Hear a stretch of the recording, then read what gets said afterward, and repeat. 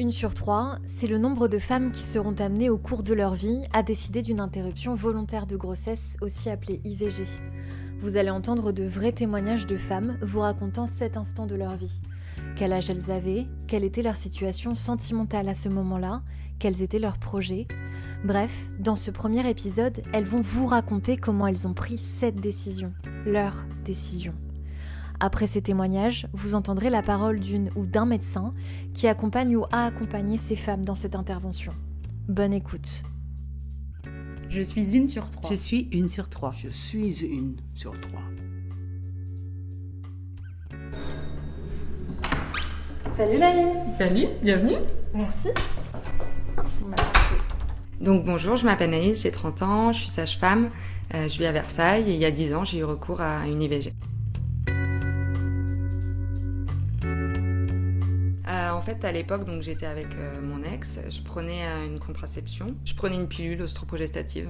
Et en fait, j'ai régulièrement eu des oublis, donc je pensais pas du tout pouvoir tomber enceinte sous contraceptif.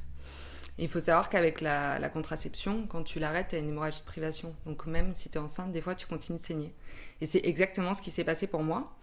Et en fait, il faut savoir que moi, je suis quelqu'un de très fine, de très menu. Et après un oubli, le mois qui a suivi, dans ma famille, tout le monde, sans exception, m'a fait la réflexion. Mais Naïs, mais t'as pris du cul, t'as pris des seins. Et en fait, là, j'ai commencé à me dire, t'as quand même eu un oubli le mois dernier. Il faudrait peut-être que tu fasses un test. Donc du coup, je vais en pharmacie, j'achète le nouveau test, je ne citerai pas la marque. Mais du coup, avec le petit sablier, tu vois, qui s'affiche. Et du coup, donc je fais le test en compagnie de mon compagnon. Et il s'avère qu'il y a marqué, enceinte, en gros. Le sablier reprend, et là, il te dit à peu près de combien de semaines, en fonction du dosage des bêta-HCG urinaires. Donc voilà, et là, il y a marqué 4 semaines. Je suis dans le déni, je suis choquée, mais dans ma tête, c'est clair et net, je vais avorter. J'ai aucune hésitation.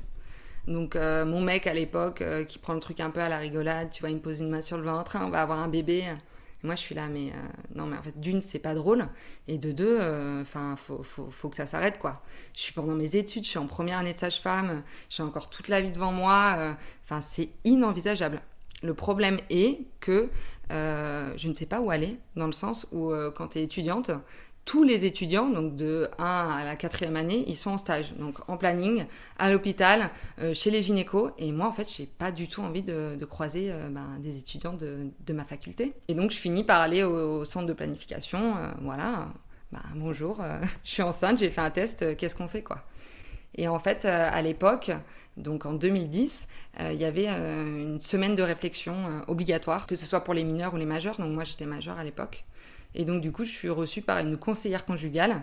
Et on m'impose un peu le truc et on discute. Et donc, la nana, super sympa, hyper bienveillante, qui me dit, t'as l'air sûre de toi, mais il y a quand même quelque chose de positif, c'est que ton corps, il te montre que tu peux tomber enceinte. Et ça m'a marquée parce que je me suis dit, certes, je veux pas de cette grossesse, mais ça marche, quoi. Et tu sais, quand t'es une femme, il y a une espèce de truc où t'as ce petit truc en tête de te dire, le jour où je voudrais, peut-être que ça marchera pas, quoi. Et là, elle me dit, il faut que t'ailles dater la grossesse. Donc nous, on a une sage-femme avec qui on travaille, qui est très bien. Il faut que tu prennes rendez-vous avec elle. Et donc, en fait, je me retrouve à aller chez cette sage-femme. Elle me date la grossesse, et là, je suis à 6 semaines et quelques d'aménorrhée. En fait, semaine d'aménorrhée, ça veut dire à partir du moment où t'as plus tes règles. Et donc, je retourne au planning avec ce petit... l'échographie. Et donc là, la conseillère me dit, va falloir attendre 1 semaine, c'est comme ça. Donc c'est ou 1 semaine ou 48 heures, mais 48 heures, c'est si t'es proche des 14 semaines, moi, c'était pas mon cas. Et donc, en fait, là, je comprends que je dépasse le fameux délai des 7 semaines, où du coup, je peux plus le faire en ville. Donc, je suis obligée d'aller à l'hôpital pour me faire avorter. Et là, je me dis, mais c'est pas possible, je peux pas aller à l'hôpital, je peux pas croiser mes collègues. Ce truc vraiment où tu t'en veux, où t'as honte, et puis je suis étudiante sage-femme. Moi, aller avorter, moi, avoir oublié ma pilule, moi, admettre que je suis pas observante, que de temps en temps, je rentre de soirée, je me couche tard, je me lève tôt, machin, truc, j'oublie, quoi. Et ça, c'était... je savais que j'allais être jugée, alors que finalement, je n'allais pas le dire que j'étais étudiante sage-femme.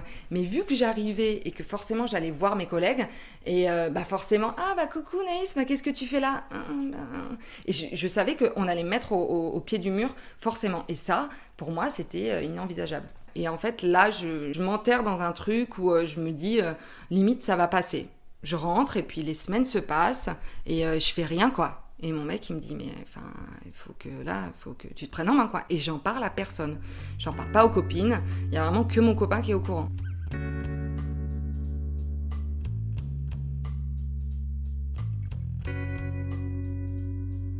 Je finis en fait par en parler à ma mère. Parce qu'en fait, je me sens complètement démunie et je suis en train de me dire, mais en fait, les semaines passent et tu vas finir par dépasser le délai, quoi. Et là, d'emblée, elle me dit, tu reviens le week-end prochain et je vais prendre les choses en main, quoi. Je savais qu'en lui en parlant, je pourrais plus faire marche arrière et qu'elle serait là pour m'aider, qu'elle mettrait tout en œuvre. Tu vois, vraiment la maman poule, voilà, qui a toujours été là dans tous les moments de ma vie. Et en fait, il s'avère qu'elle a une de ses super copines qui est sage-femme. Et donc, elle l'appelle et elle lui dit, voilà... Naïs, elle est enceinte, qu'est-ce qu'on fait? Et elle lui dit, bah écoute, je lui prends rendez-vous, donc c'était dans une clinique privée. Il faut savoir que nous, en tant qu'étudiants sage-femme, on fait très peu de stages en clinique privée. Donc voilà, et en fait, c'est marrant parce qu'on n'en parle pas trop avec ma mère. Voilà, t'as ton rendez-vous, elle est là, mais elle le verbalise pas. Je pense que c'est de la gêne. Moi, pareil, j'ai pas trop envie de rentrer dans les détails, mais voilà. Le rendez-vous, il est pris. On tombe sur la collègue de ma mère, donc un visage que tu connais, donc c'est toujours agréable dans ces moments-là. Et elle me dit, voilà, Anaïs, ça va aller, t'inquiète pas. Je crois qu'elle me dit un truc du style, ça arrive tout le temps dans la vie d'une femme. Enfin, tu vois, la sage-femme, quoi, vraiment. Qui déculpabilise le truc. Et en plus, moi, vu que je suis étudiante, je la vois, les sages-femmes, elle me dit ça, je suis là, waouh, c'est vraiment ça que je veux faire, quoi. Et elle me dit, donc, il y a un médecin qui va venir, il faut qu'il date la grossesse. Et donc, du coup, là, je suis pas du tout où j'en suis, quoi. Et je suis reçue par un vieux gynéco voilà, qui m'installe. Et du coup, il fait l'écho et il tourne pas l'écran, quoi. En gros, je vois le fœtus, quoi. Et il faut savoir qu'à ces termes-là, tu le vois en entier. Vraiment, dans la coupe, tu vois. Donc, waouh. Et il dit, eh ben, dis donc, fallait pas traîner, il est gros, hein. Il est gros. Donc en fait, il veut dire que le terme, il a avancé. Et en fait, là, t'étais vraiment limite. Qu'est-ce que t'as attendu, quoi? On parle, voilà. Qu'est-ce que tu souhaites faire? De toute façon, vu du terme avancé, ce sera forcément chirurgical. Et là, c'est un peu flou, mais je pense qu'il y a l'anesthésie qui joue beaucoup aussi dans les souvenirs. Et puis, je pense que c'est une phase un peu de déni. T'as pas forcément envie de vraiment t'en souvenir. Mais voilà, je sais que tout le monde est autour de moi, donc dans un bloc opératoire. L'anesthésiste très gentil qui me dit, voilà, pense à des trucs agréables, tu vas t'endormir. Et puis voilà, je me réveille, je suis ramenée dans ma chambre, et là, je vois ma maman, donc c'est hyper agréable. Pareil, on parle pas beaucoup, mais elle me prend la main, tu vois, des petits gestes qui sont hyper importants. Et là, du coup, ça va super. Et le gynéco revient, il me dit, voilà, c'est très bien passé. Tu vas pouvoir retourner à la maison. Et là, je lui réponds, est-ce que je pourrais aller en boîte de nuit le week-end qui arrive, quoi. Je suis complètement... tu vois, ça me passe au-dessus, quoi. 20 ans. Je pense qu'à sortir, je pense qu'à être avec mes copines, avec mes potes. Enfin, voilà, quoi.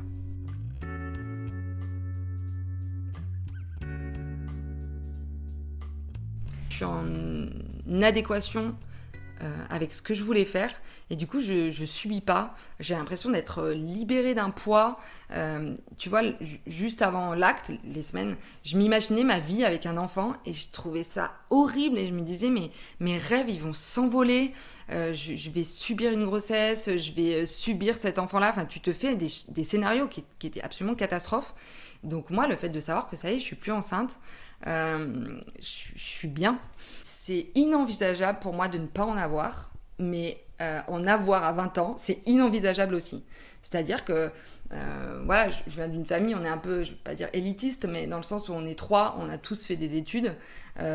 Avoir un enfant à 20 ans, en plus avec le mec avec qui j'étais à l'époque, non mais c'est pas possible. Et puis non, c'était les études, c'était je voulais réussir ma vie, je voulais faire les choses par étapes. Et je suis encore dans cette démarche-là. Pour moi, un enfant, c'est un enfant de l'amour, ça se décide à 2, c'est pas juste tu tombes enceinte. Alors, il y a plein de femmes où c'est le cas, et je le respecte, mais moi, c'était pas comme ça que j'envisageais d'être enceinte et d'avoir ma première grossesse.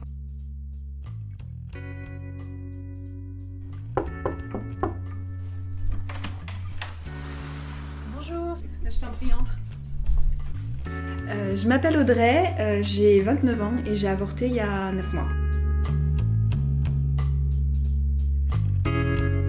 Je suis tombée enceinte pendant le premier confinement, le truc un peu classique. Je me suis pas tout de suite inquiétée dans le sens où je voyais pas mal de publications sur internet comme quoi le corps des femmes était un peu en pause. Il y avait beaucoup de femmes qui avaient leurs règles un peu retardées ou même qu'elles l'avaient pas du tout. Donc au début je me suis pas plus inquiétée que ça, sachant que mes règles des fois font la petite surprise de venir à 42 jours de 42, des fois classique 28. J'ai commencé à être fatiguée un petit peu au mois de fin avril, et puis j'ai commencé à avoir faim à peu près toutes les 3 heures.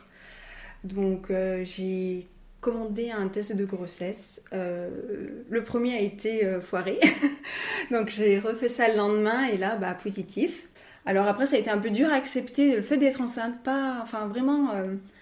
Je sais pas, je pleurais tous les soirs, c'était vraiment, après c'est les hormones aussi, mais un peu la révélation, mon corps me disait oui, mais j'espérais vraiment que c'était non, c'était vraiment un peu le déni mental, entre guillemets, je me dis non, ça peut pas arriver, on fait attention, etc.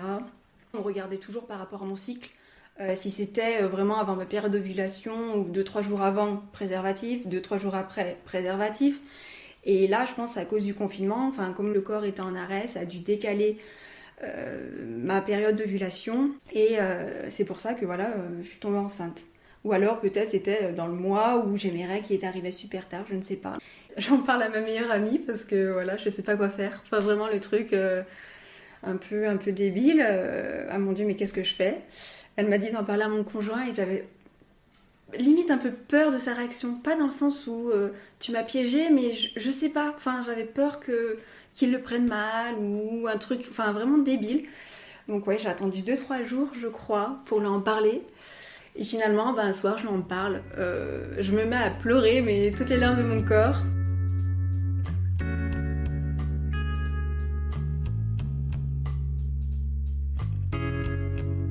Et vraiment, il a très bien pris. Dans le sens où il m'a dit « mais pourquoi tu pleures ? C'est pas grave ?» Et il a posé la bonne question, qu'est-ce que tu veux faire ? Je ne le voulais pas par rapport à ma vie. Je venais d'attaquer un boulot quelques mois, 6-7 mois avant ça. Alors même si c'était un CDI, je me suis dit, on sait jamais, on voulait acheter une maison, on avait plein d'autres projets avant le projet bébé. On a décidé d'arrêter cette grossesse. Alors j'ai pas mal lu justement de témoignages sur internet, notamment sur Instagram avec IVG Info.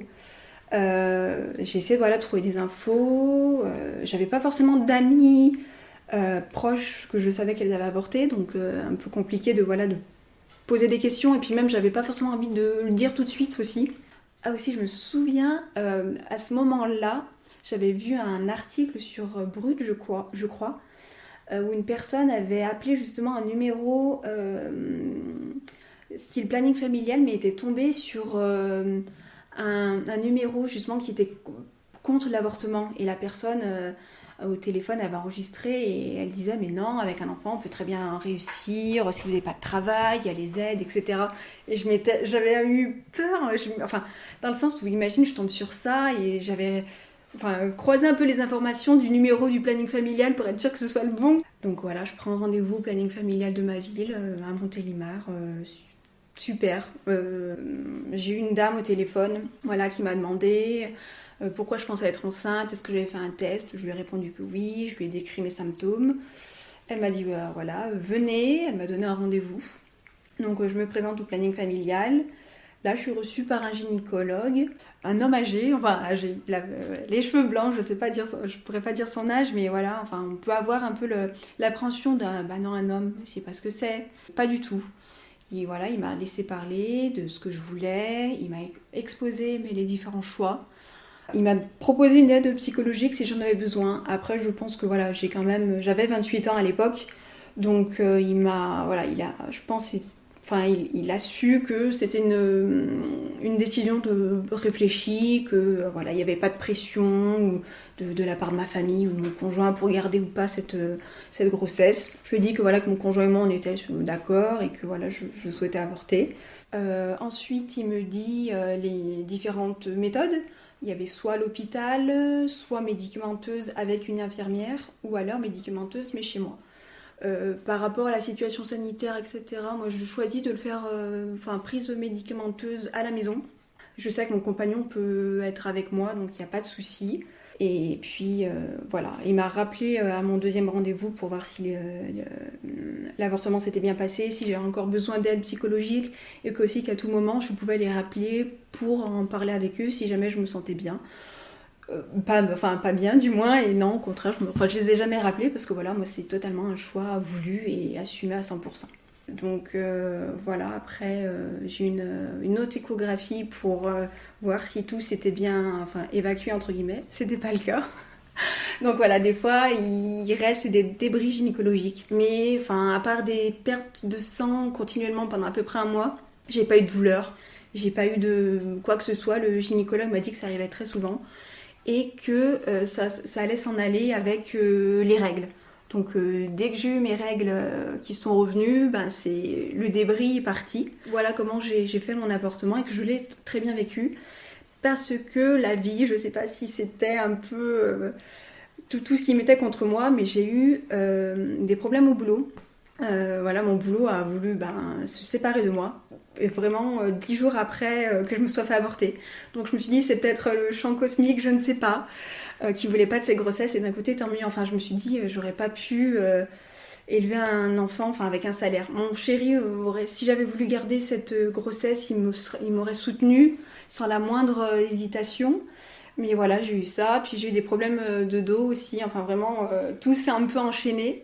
Donc je me suis dit, j'ai bien fait, dans le sens où je voulais ne pas mener à terme cette grossesse.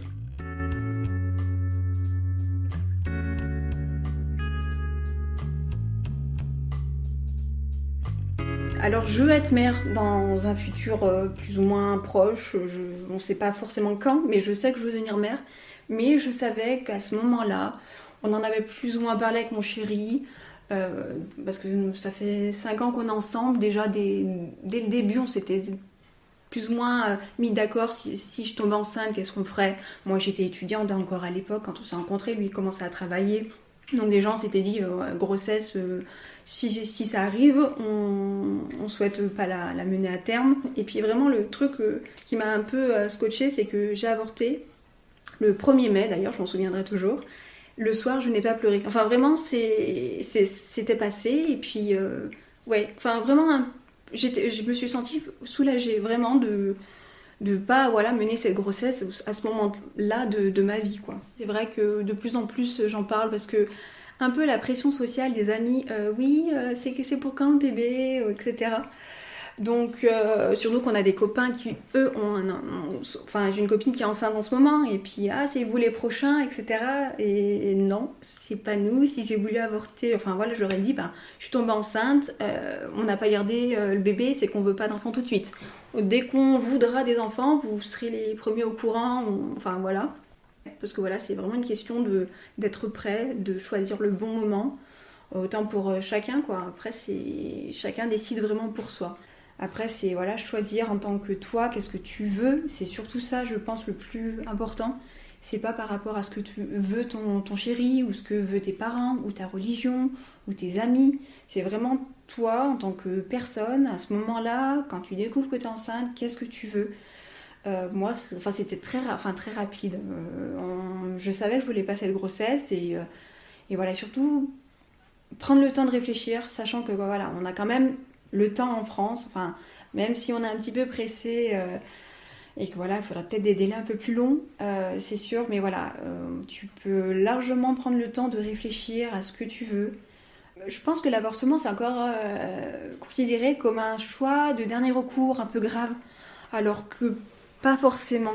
De mon point de vue, non. On décide ou pas de mener une grossesse ou non En âme et conscience. Après, voilà, il y a peut-être des personnes qui ont subi des avortements entre guillemets forcés par la famille, tout ce qui est un peu pression sociale. Alors peut-être, désolé, mais moi vraiment, quand ils pensent désolé, c'est je ne savais pas que tu avais été enceinte et que tu as subi ça. En fait, je pense que c'est vraiment le verbe subir qui est primordial dans la tête des personnes parce qu'on pense que c'est quelque chose de grave, un avortement. Alors oui, c'est sûr, on va pas faire un avortement comme on va faire ses courses. C'est sûr, c'est un choix quand même qui a des conséquences sur potentiellement le mental d'une personne, aussi physiquement. C'est sûr, c'est pas quelque chose de facile, c'est pas quelque chose non plus de très agréable, même si moi j'ai pas subi de douleur ou quoi que ce soit, mais c'est quelque chose d'important, qu'il faut prendre la décision, il faut bien y réfléchir avant de le faire, autant que de garder un enfant, quoi.